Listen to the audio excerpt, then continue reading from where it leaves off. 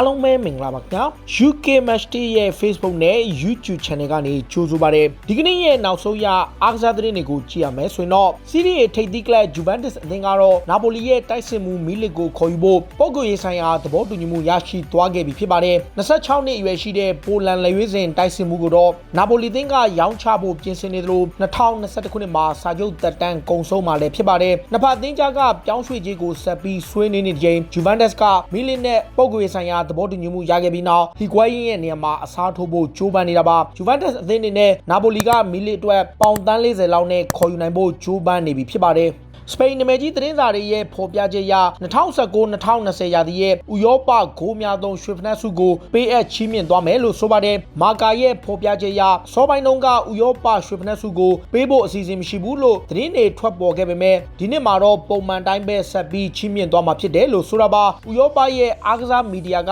နှစ်စဉ်ချီးမြှင့်နေတဲ့တနစ်တာရဲ့ဥရောပဂိုးများဆုံးသွင်းတဲ့ရွှေဖနက်ဆုကိုတော့လာဒီယိုတိုက်စစ်မှုအီမိုဘီလီနဲ့ဘိုင်မြူနစ်ရဲ့တိုက်စစ်မှုရောဘတ်လေဝန်ဒေါစကီတို့က34ကိုစီနဲ့ဥဆောင်နေကြတာပါ Juventus ကခရစ္စတီယာနိုရိုနယ်ဒိုက32ကိုနဲ့ဒုတိယနေရာမှာရှိနေပြီးဒီနေ့ရာသီရဲ့ဥရောပရွှေဖနက်ဆုကိုသူတို့3ဦးကပဲပြိုင်ဆိုင်သွားပွဲရှိနေတာပါရီယယ်မက်ဒရစ်အသင်းရဲ့လူငယ်ကစားမခူဘိုကတော့မာယော့ကာနဲ့အငှားသက်တမ်းပြည့်သွားခဲ့ပြီးနောက်ထပ်လာလီဂါကလပ်တစ်ခုကိုပြောင်းရွှေ့ကစားဖို့ပြင်ဆင်နေပါတယ်လာလီဂါကလပ်ဆဗီယာကခူဘိုကိုလိုချင်တာဖြစ်ပြီးအငှားစာချုပ်ထက်အပိသက်ခေါ်ယူဖို့ကသာအလိုရှိနေတာပါရီယယ်ကတော့သူ့ကိုရောင်းချဖို့အစီအစဉ်မရှိပေမဲ့တကယ်လို့အပိသက်ရောင်းချမယ်ဆိုပါကလည်းပြန်လည်ခေါ်ယူနိုင်မဲ့စာချုပ်ကိုထည့်သွင်းပြီးမှခူဘိုကိုထွက်ခွာခွင့်ပြုမယ်လို့မာကာသတင်းစာကဖော်ပြထားတာလည်းဖြစ်ပါတယ်ဘာစီလိုနာသင်းရဲ့လူငယ်နောက်ခံလူအာရိုဟိုကတော့ခြေချင်းဝတ်ဒဏ်ရာကြောင့်၃ဘက်ခန့်အနားယူရတော့မှာဖြစ်ပါတယ်ဒီနေ့ရာသီတွင်းမှာဘာစီလိုနာရဲ့ပွဲစဉ်အချို့ကိုပါဝင်ကစားခွင့်ရတဲ့စပိန်လူငယ်နောက်ခံလူကခြေချင်းဝတ်အစ်စ်လွဲသွားခဲ့လို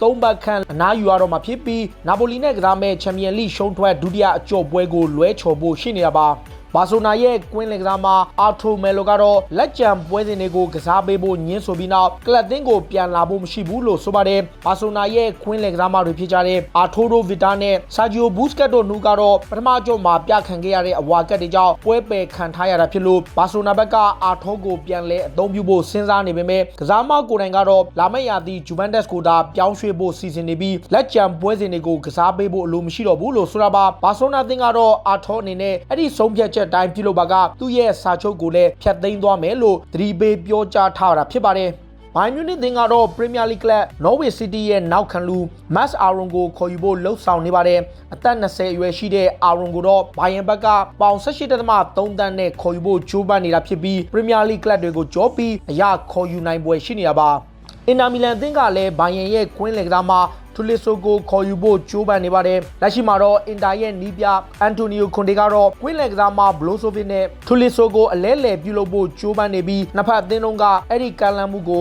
စိတ်ဝင်စားနေတာကြောင့်ကစားမနှစ်ယောက်လုံးကအသင်းပြောင်းရွှေ့ပွဲရှိနေတာပါအင်္ဂလန်ချန်ပီယံရှစ်ကပလေးအော့ပွဲစဉ်တွေရဲ့ဆီမီဖိုင်နယ်ပွဲစဉ်တွေမှာတော့ဖူဟန်အသင်းကကားတစ်စီးတီးကို2ဂိုးပြတ်နဲ့အဝေးကွင်းမှာနိုင်ခဲ့ပါတယ်ပြီးခဲ့တဲ့နှစ်ကမှပရီးမီယာလိကနေတန်းဆင်းခဲ့ရတဲ့ဖူဟန်ကအဝေးကွင်းမှာ2ဂိုးပြတ်နိုင်ပွဲရခဲ့လို့ပလေးအော့ဘူလ်ပွဲကိုတက်ရောက်ဖို့အခွင့်အရေးများသွားခဲ့တာပါပထမကြော့မှာတော့ဆွမ်စီကဘရန်ဖို့ကိုဂိုးမရှိနဲ့နိုင်ပြီးဖူဟန်ကတော့ကားတစ်ကိုအဝေးကွင်းမှာ2ဂိုးပြတ်နဲ့နိုင်ထားကြတာလည်းဖြစ်ပါတယ်နယ်သာလန်လက်ရွေးစင်အသင်းရဲ့ကစားမဟောင်းတွေဖြစ်ကြတဲ့ဟန်တန်ဂိတ်နဲ့ဗန်ဘတ်စတန်တို့ကတော့နောက်ခံလူဗာဂျယ်ဗန်ဒိုက်အနေနဲ့ဒီထက်ပိုတဲ့အဆင့်မြင့်တဲ့လီတစ်ခုကိုပြောင်းရွှေ့ကစားပြီးတော့သူ့ရဲ့ကစားမဘွားကိုအဆင့်တန်းမြင့်ရမယ်လို့သတိပေးပြောကြားလိုက်ပါတယ်ဗန်ဒိုက်ဟာပရီးမီယာလိမှာအကောင်းဆုံးခြေစွမ်းပြကစားနိုင်ပေမဲ့ဗန်ဘတ်စတန်ကတော့သူ့ရဲ့ကစားမဘွားအမြင့်ဆုံးနေရာကိုရောက်ရှိဖို့ရီယယ်မက်ဒရစ်နဲ့ဘာစီလိုနာအသင်းသားလည်းအသင့်တော်ဆုံးဖြစ်ပြီးလီဗာပူးကနေပြောင်းရွှေ့ရမယ်လို့တိုက်တွန်းပြောကြားခဲ့တာပ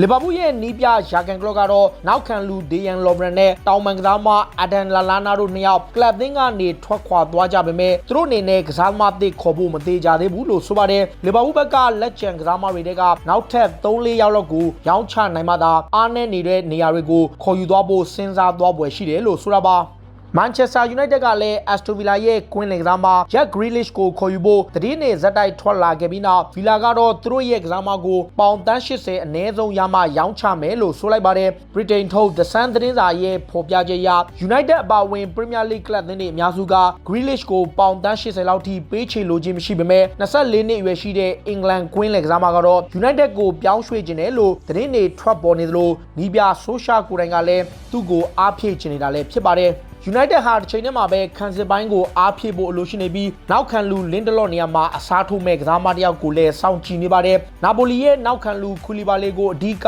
စိတ်ဝင်စားနေပေမဲ့ဘုံမောက်ကတန်းဆင်းသွားပြီဖြစ်တဲ့နယ်သာလန်နောက်ခံလူနေသန်အခေရဲ့အခြေအနေကိုလည်းစောင့်ကြည့်နေရပါဘုံမောက်ကတော့သူတို့ရဲ့နောက်ခံလူကိုပေါင်45သန်းထိဈေးသက်မှတ်ထားပေမဲ့တန်းဆင်းသွားတဲ့အနေထားကြောင့်35သန်းလောက်နဲ့လက်လွတ်ရပွဲရှိနေတာပါမန်ချက်စတာယူနိုက်တက်ကပြစ်မှတ်ထားနေတဲ့အခေကိုမြို့ကန်ပြိုင်ဘက်မန်စီးတီးကလည်းခေါ်ယူဖို့ကြိုးပမ်းနေတာပါတခါအာဆနယ်အသင်းကလည်းပိုတင်လစ်ဘွန်ရဲ့လူငယ်တိုက်စစ်မှုဂျိုယယ်ဆန်ဖာနန်ဒက်စ်ကို48နာရီအတွင်းခေါ်ယူနိုင်ဖို့နီးစပ်နေပြီဖြစ်ပါတယ်18နှစ်အရွယ်ရှိတဲ့ပေါ်တူဂီလူငယ်တိုက်စစ်မှုကိုတော့အေဂျင့်ဂျော်ရချီယန်ကအာဆနယ်ကိုပြောင်းရွှေ့အောင်အဓိကစွမ်းဆောင်ပေးနေတာဖြစ်ပြီးအာဆနယ်ဘက်ကတော့စပိုတင်လစ်ဘွန်တောင်းဆိုထားတဲ့ရော်ဂျင်းစာချုပ်ပေါင်တန်း40ကိုပေးချေပြီးမှစာချုပ်ဖြတ်သိမ်းခြင်းနဲ့ခေါ်ယူဖို့ပြင်ဆင်နေတယ်လို့ဆိုရပါအာဆနယ်ဟာတစ်ချိန်တည်းမှာပဲဘာဆိုနာရဲ့ကွင်းလက်ကစားမဖိလစ်ကိုတင်ညိုကိုခေါ်ယူဖို့အခွင့်အရေးရှိနေပြီးကစားမကိုရိုင်ကမြောက်လန်ဒန်ကလပ်ကိုပြောင်းရွှေ့မလားမရွှေ့ဘူးလားဆိုတာကိုစဉ်းစားဆုံးဖြတ်သွားဖို့ရှိနေတယ်လို့ဆိုပါတယ်28နှစ်အရွယ်ရှိတဲ့ကိုတင်ညိုကိုလက်စတာစီးတီးနဲ့ထော့တနမ်ဟော့စပါအသင်းတွေက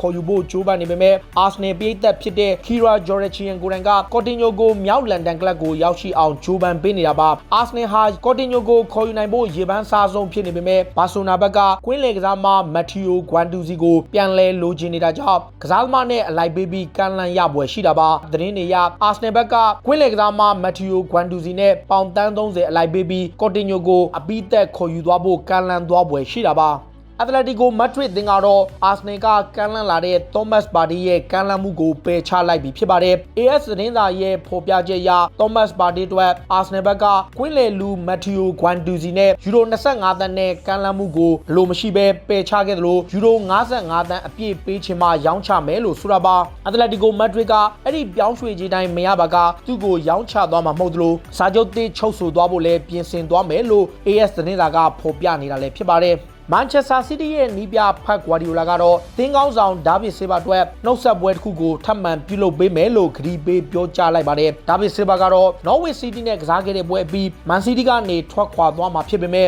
မန်ချက်စတာစီးတီးရဲ့လက်ကျန်ချန်ပီယံလိပွဲစဉ်တွေကိုတော့ကစားပေးဦးမယ်လို့ဆိုတာပါဖက်ဂွာဒီယိုလာကိုနိုင်ကတနေ့နေ့တစ်ချိန်ချင်းမှာမန်စီးတီးဘက်ကသူ့ကိုအကောင်းဆုံးနှုတ်ဆက်ပွဲတစ်ခုကိုပြုလုပ်ပေးမယ်လို့လည်းခရီးပေးပြောကြားထားတာပါချက်စီကတော့ဂိုသမာခပ်ပါရီဇာဘာလာကာကိုရောင်းချဖို့ပြင်ဆင်နေပြီးနောက်ပြောင်းရွှေ့ခြင်းကိုပါသတ်မှတ်လိုက်ပြီဖြစ်ပါတယ်ချက်စီဘက်က25နှစ်ရွယ်ရှိတဲ့စပိန်ဂိုသမာကိုပေါင်တန်း90လောက်ထိလိုချင်တာဖြစ်ပြီးအဲ့ဒီဂျေကိုရရှိပါကဘယ်ကလပ်ကိုမဆိုရောင်းချမယ်လို့ဆိုတာပါ2018ခုနှစ်တုန်းကဘီဘာအိုကနေခေါ်ထားတဲ့သူ့ကိုပေါင်82တန်းထိပေးရပြီးကမ္ဘာစံချိန်တင်ဂိုသမာကြီးနဲ့ပေးရပေမဲ့ချက်စီဘက်ကပေါင်တန်း20ကျော်ထိအရှုံးခံပြီးတန်း90လောက်နဲ့ရောင်းချဖို့ပြင်ဆင်နေတာလည်းဖြစ်ပါတယ်တခါချက်စီးအသင်းမှာကစားခဲ့မှုတဲ့ဘရာဇီးကွင်းလယ်ကစားမအော်စကာကတော့ဘရာဇီးနိုင်ငံလက်ရွေးစင်အသင်းကိုဆွန့်ခွာပြီးတရုတ်လက်ရွေးစင်အသင်းမှာကစားဖို့စဉ်းစားနေတယ်လို့ဆိုပါတယ်2016ခုနှစ်ကတည်းကဘရာဇီးအသင်းမှာရွေးချယ်ခံရတော့ခြင်းမရှိတဲ့အော်စကာကတော့ရှန်ဟိုင်း SIBG အသင်းမှာကစားနေတာဖြစ်ပြီးဒီနှစ်ကုန်မှာပဲတရုတ်နိုင်ငံသားအဖြစ်ပြောင်းလဲပြီးမှ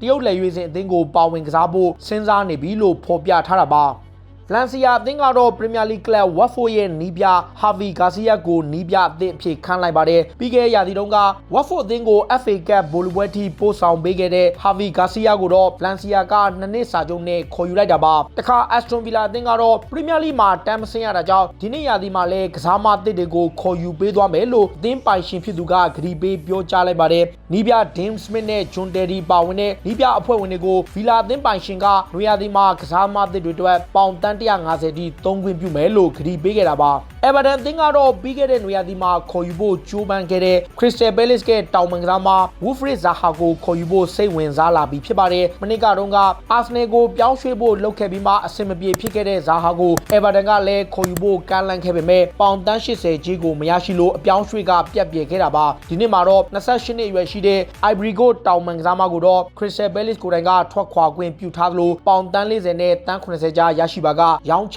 ျသွားပွဲရှိနေတာလည်းဖြစ်ပါတယ်။ဒါရီကတော့စိတ်ဝင်စားစရာနောက်ဆုံးရအားကစားသတင်းတွေကိုတင်ဆက်ပေးကြတာပါခုလိုမျိုးစိတ်ဝင်စားစရာအားကစားသတင်းတွေကိုနားဆင်ကြနေကြည့်ရှုကြတော့ UK Match Day ရဲ့ Facebook နဲ့ YouTube Channel တွေကို Follow လုပ်ထားကြပါလို့တောင်းဆိုရင်းနဲ့ဒီကနေ့ရဲ့အစီအစဉ်ကိုဒီမှာပဲအဆုံးသတ်ပြစေအားလုံးကိုကျေးဇူးတင်ပါဗျာ